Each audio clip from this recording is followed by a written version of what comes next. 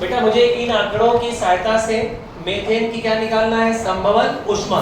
तो पहले हमारे दिमाग में पता होना चाहिए कि संभवन ऊष्मा का मतलब होता क्या है।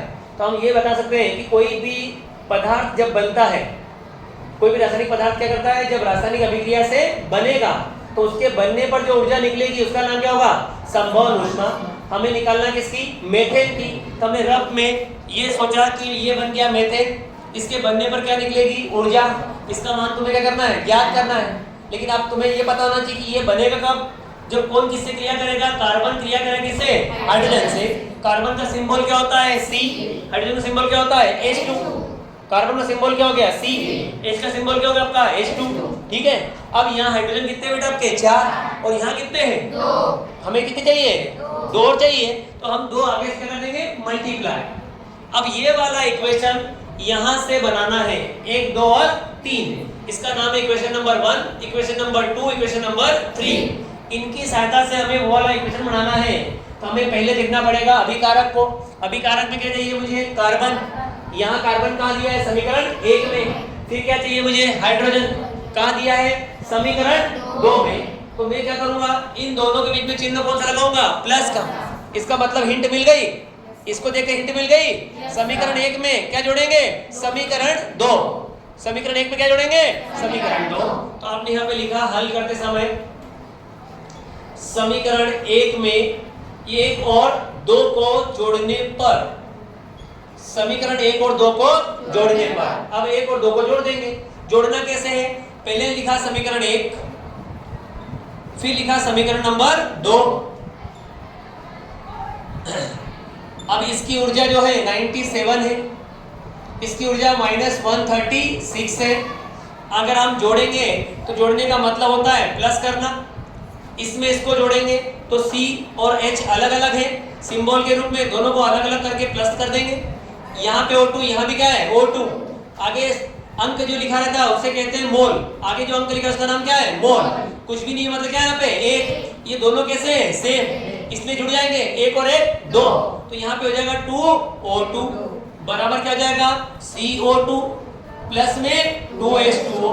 इनको भी जोड़ेंगे आप लोग। तो यहाँ डेल्टा H का मान कितना आएगा आपका, कितना आएगा, -233,000। ये आ जाएगा जूल में। इसका नाम देंगे समीकरण नंबर 4। इसका नाम क्या पड़ेगा, समीकरण नंबर 4। तो समीकरण में अभिकारक में C भी आ गया और कौन आ गया, H2।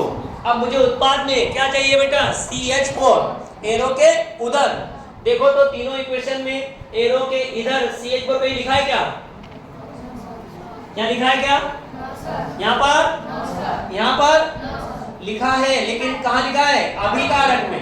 कहाँ लिखा है, अभिकारक में। और हमें कहाँ चाहिए, उत्पाद में। कहाँ चाहिए, उत्पाद में। तो चूंकि ये बाएं पक्ष में है, इसको उधर लेके जाएंगे, लेफ्ट से कहाँ लेके जाएंगे, राइट में। तो लेफ्ट से कहाँ जाएगा, ये राइट। इसके लिए तुम्हें क्या करना पड़ेगा, समीकरण 3 को पलटना पड़ेगा। समीकरण 3 को क्या करना पड़ेगा, पलटना पड़ेगा। समीकरण 3 को पलटोगे तो क्या होगा, अभिकारक बनेगा उत्पाद और उत्पाद बनेगा अभिकारक। तो यहाँ पर CO2 आगे आ जाएगा, 2H2O प्लस में है, बराबर उधर हो जाएगा CH4, साथ में क्या हो गया 2O2। और जो ऊर्जा थी उसके आगे जो चिन्ह है अगर माइनस का है तो क्या हो जाएगा, वो प्लस का। ये प्लस का हो जाएगा, ये भी आएगा क्या में आपका जूल। इसको देंगे समीकरण नंबर क्या बेटा, 5। अब क्या लिखेंगे, आखिरी स्टेप में हम करेंगे समीकरण 4 और समीकरण 5 को जोड़ देंगे। समीकरण 4 और 5 क्या करेंगे, जोड़ेंगे तभी तो ये अभिकारक और ये उत्पाद एक समीकरण में आएगा। भाई जोड़ेंगे तभी आएगा, अलग अलग रहेगा तो आने वाला नहीं है। तो समीकरण 4 में जोड़ा बने 5 को। 4 को पहले लिखो, C plus 2H2 plus 2O2 बराबर क्या है बेटा आपका, CO2 प्लस 2H2O। और यहाँ ऊर्जा कितनी है, -233,000। डेल्टा H का मान इतना दिया है यहाँ पे। इसके बाद समीकरण 5 लिखा, 5 में क्या लिखा बेटा आपका, CO2 प्लस 2H2O बराबर CH4 प्लस 2O2 बराबर डेल्टा एच का मान कितना लिखा है पे प्लस में 212,000। अब इसको क्या करेंगे प्लस कर देंगे। प्लस करोगे तो देखो CO2 LHS में भी है और कहां पर है RHS में, 2H2O LHS में भी है और कहां पे है RHS में, 2O2 LHS में भी और कहां पे है RHS। जब दोनों चीजें दोनों तरफ क्या हो बराबर तो आपस में हो जाएगी कैंसिल, आपस में क्या हो जाएगी कैंसिल। ये कैंसिल हो गए, कैंसिल हो गए तो बचा क्या यहाँ पे C प्लस 2H2 बराबर क्या गया आपका CH4। अब इनको भी प्लस माइनस कर लो, इधर साइन है माइनस का, यहाँ साइन है प्लस का, प्लस माइनस माइनस। 33 में से 12 गए 21 बचेंगे, 33 में से क्या गए 12, कितने बचेंगे 21। तो डेल्टा एच का मान आ जाएगा -21,000 और साथ में क्या लिखेंगे जूल। ये आ गई संभवन ऊष्मा किसकी बेटा मीथेन की। किसकी आ गई है मीथेन। तो मेथड समझ गए सभी को। तीन समीकरण दिखे, हमने एक बेसिक समीकरण अपने दिमाग में बनाया कि ऐसा होगा और इस समय जो ऊर्जा निकलेगी इसका मान मुझे निकालना है।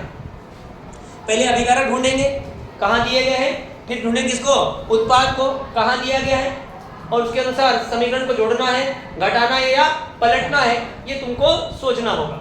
ठीक, उतारो उसको।